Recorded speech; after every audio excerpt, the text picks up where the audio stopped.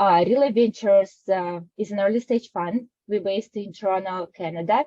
We also have offices in Calgary and San Francisco. We have just closed our Fund 5, so we have been around for a while, since 2008.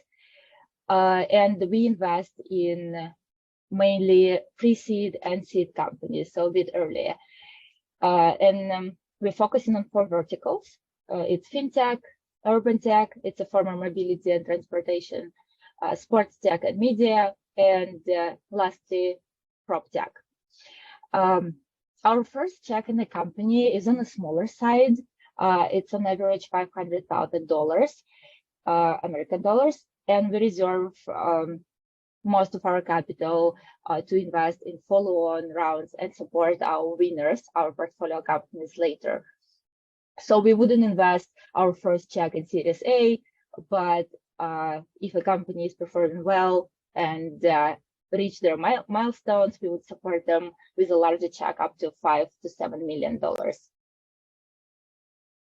Great.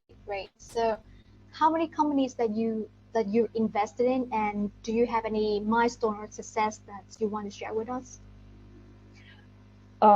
Yes. So we have invested, I think, well, across all 5 funds, we have invested in many companies. As of now, we have around 40 active companies across all the 5 funds.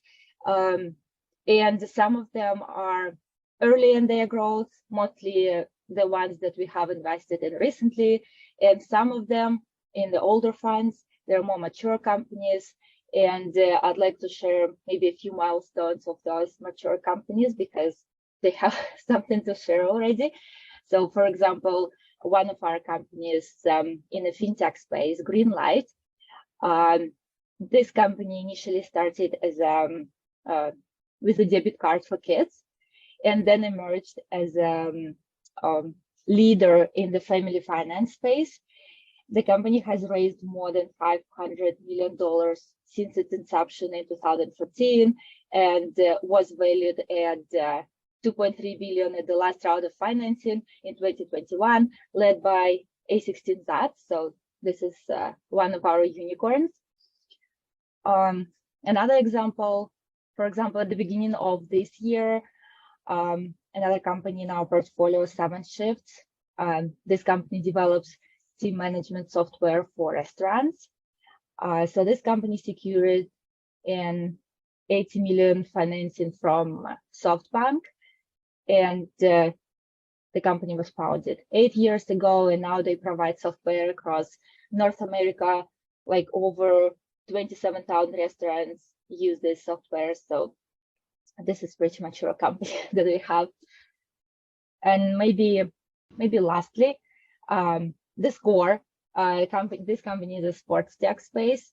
The company owned and operated digital sports media and sports betting products, and it was founded in 2012, and then it had become publicly traded and was listed both on Toronto Stock Exchange and then on NASDAQ.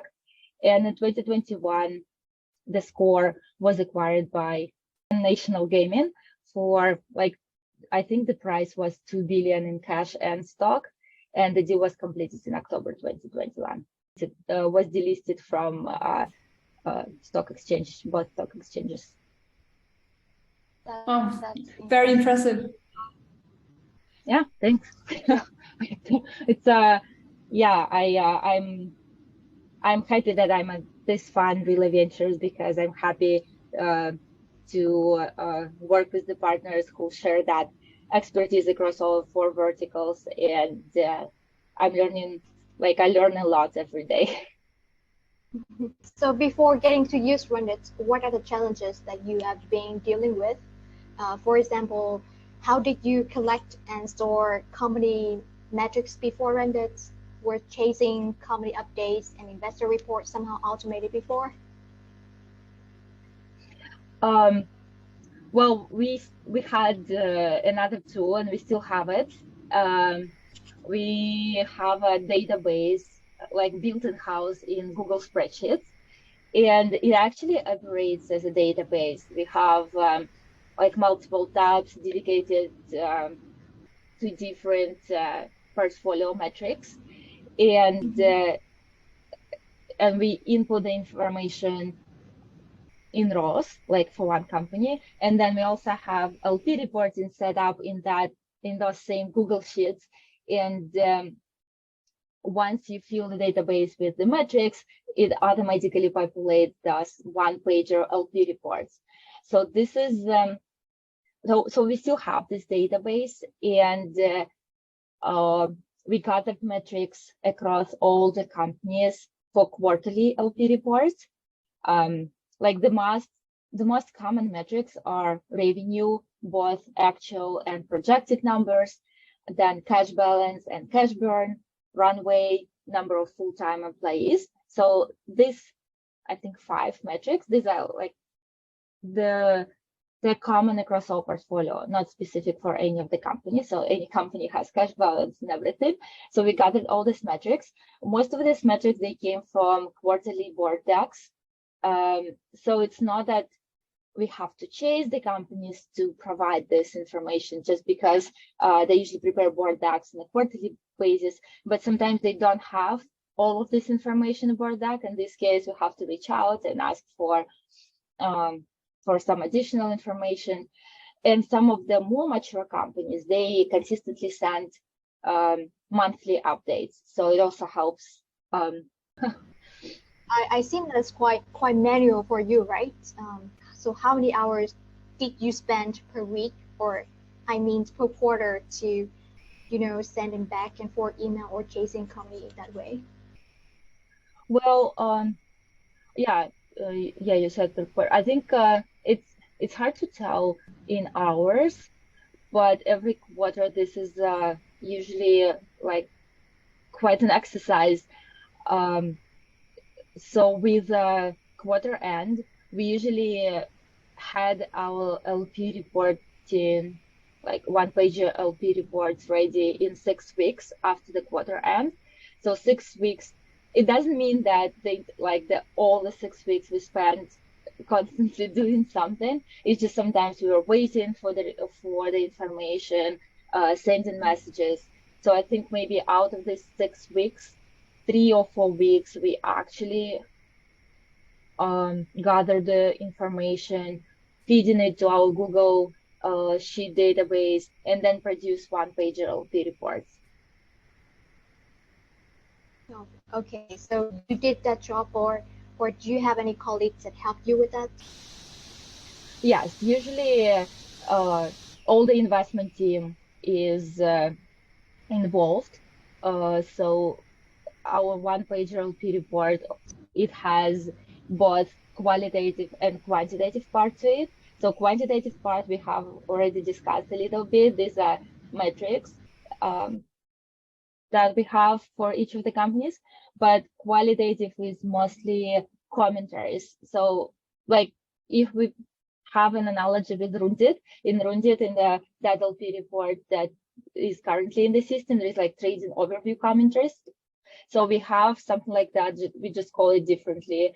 And this is qualitative part. So for example, we have 3 team members. One team member would write qualitative commentaries, another one would gather quantitative part, and the third person would just combine all of that together and produce actual LP reports. So this is a team effort.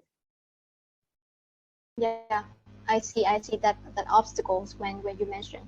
But for now, with the help of Rundit, which part of the process do you have a chance to improve on? Yes, and so in terms of LP reporting, we're getting there. The part that is improved is that now we have all the data in one place.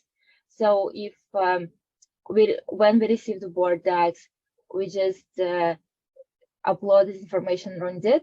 And once there is time to prepare a one-pager LP report, we know that all the information on Rundit is up to date and we can go there. But earlier, before that, we went back to those board decks on like Google Drive or Dropbox where we store them and just go through them all again. Just looking for the information for one-page LP reports, but now we're not perfect yet, because this is also like there should be some sort of not a schedule, but a discipline into maintaining the system up to date.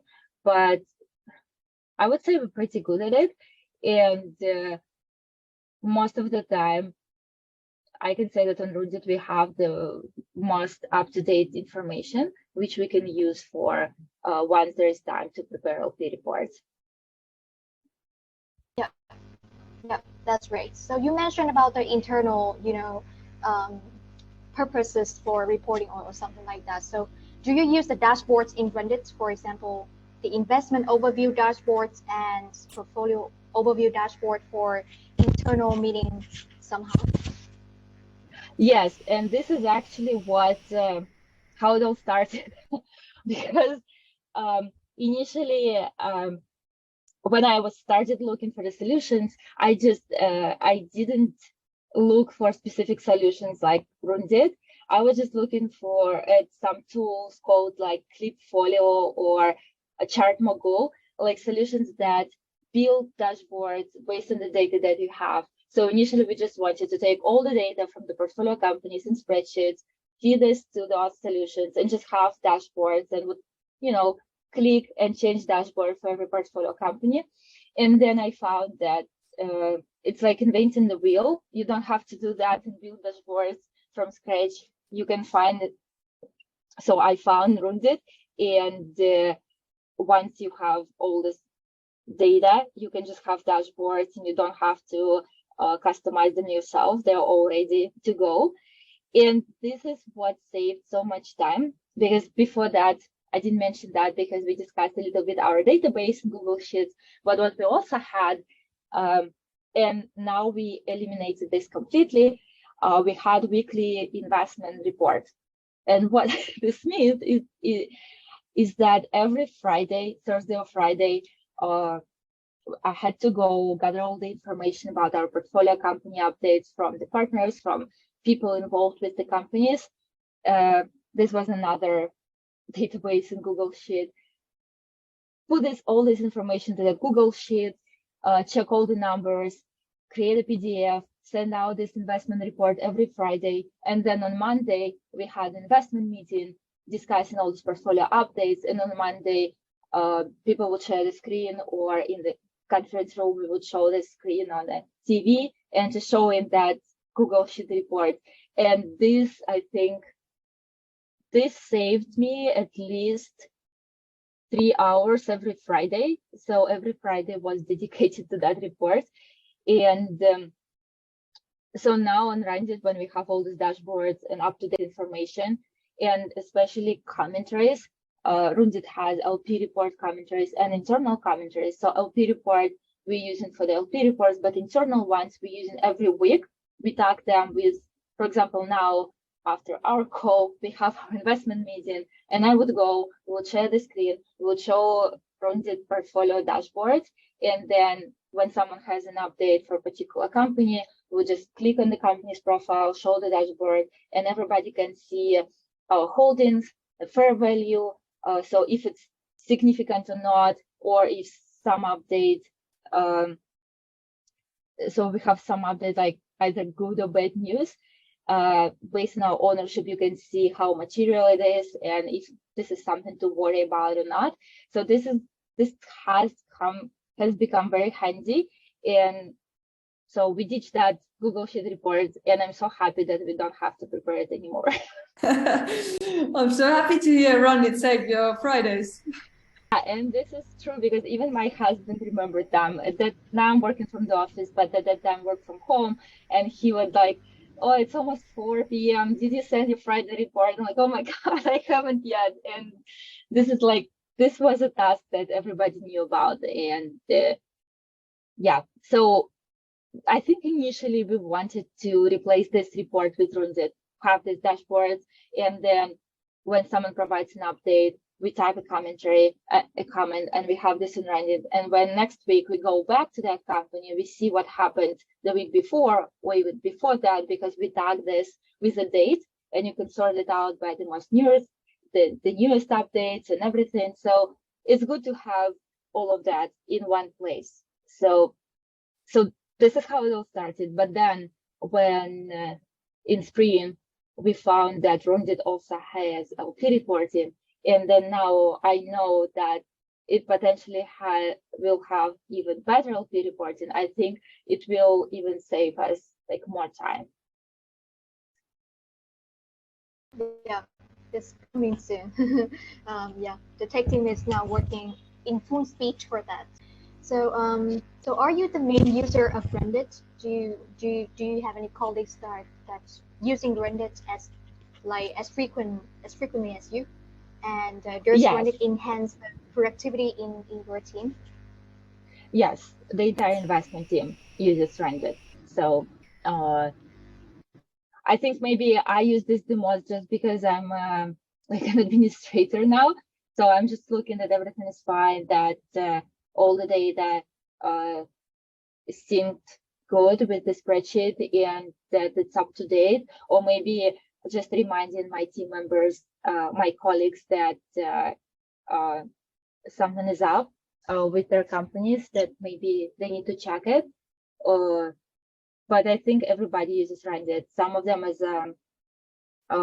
just to go there and just to check some information with the holdings and everything. Some people write comments in there just to have this for the next week, and so it's like the entire investment team. Yes. So which functionality do you like the most? Because you also mentioned that the dashboard for internal meeting. What else that you like, and what makes your job easier and makes your life easier as Also in terms of functionality, the summary page, I think earlier what I called dashboards, I actually meant the summary page, where you can see all the information about the founders, the not all the information, but at least titles and names, and then holdings, and then a little bit KPIs, and this one performance chart. So this summary page is perfect just to show. Also in terms of functionality, the summary page, I think earlier what I called dashboards, I actually meant the summary page, where you can see all the information about the founders, the not all the information, but at least titles and names, and then holdings, and then a little bit KPIs, and this one performance chart. So this summary page is perfect just to show a snapshot of a company. Also, comment section is a very good feature for us. Anytime we have an update, we just, as I said, we have all in one place. Something that I'm going to try now is that we also wanted to compare portfolio companies to one another. And there is also a section, I forgot the name of it, it's called not portfolio performance, where you can click and you can have all the portfolio companies in one table and you can compare the metrics. So this is something that